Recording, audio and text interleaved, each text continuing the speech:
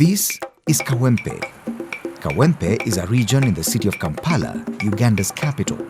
It is synonymous with the life of an informal settlement, just like elsewhere in East Africa, and connected to rapid urban growth and poverty.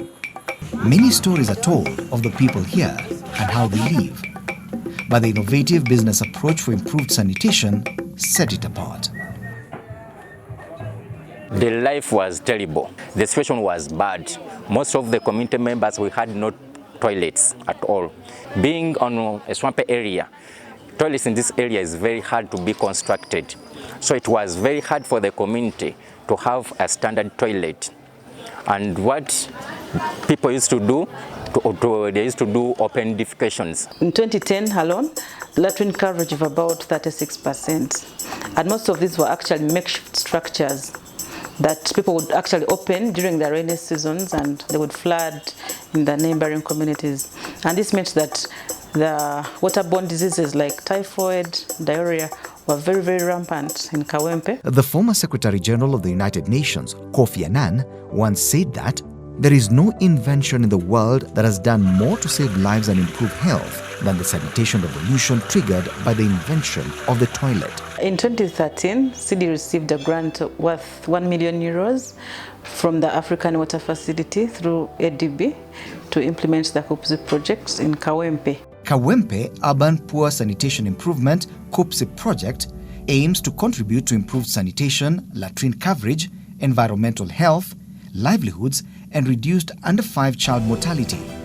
This project is designed to offer municipal supported sanitation and improvements, strengthen the capacity of service providers, and promote the active participation of the community and private sector.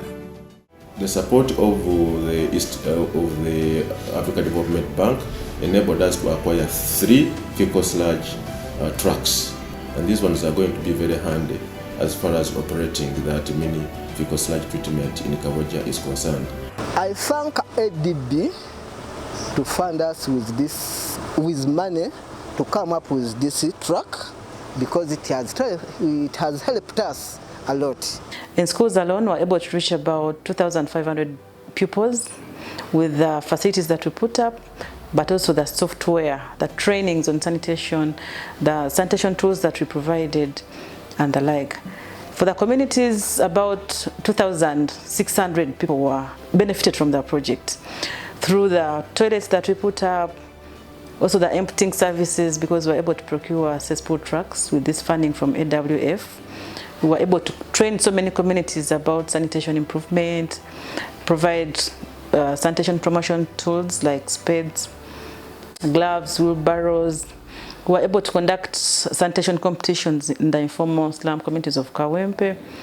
Even schools would conduct annual sanitation competitions during the sanitation week to edutain both the pupils but also the communities about sanitation. The interventions through the support of Africa Development Bank has enabled improved health and welfare of over 200,000 residents in Kawempe and 25 schools, where student sanitation clubs and school sanitation management committees were established and trained on hand washing with soap, menstrual hygiene management, personal hygiene, and sustainable clean environment.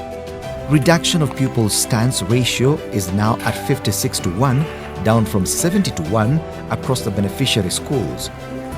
Elsewhere, back at the informal settlement, there has been elaborate sustainability of the sanitation projects started by Community Integrated Development Initiative, CD, by advancing training for local masons to develop pro-poor modular toilets.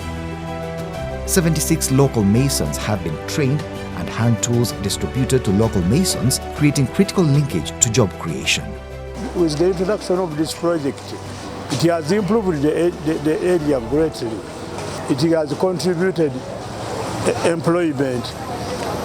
As you see, there are a number of users who are employed on this project.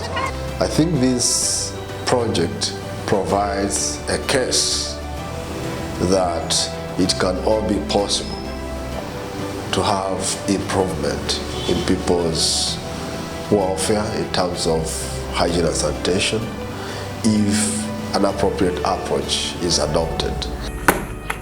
At the end, the project made tremendous contribution, reducing the 3 key water and sanitation diseases of cholera, typhoid and diarrhea across the target population.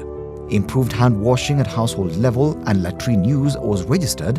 Likewise, there has been a reduction on the number of people undertaking open defecation.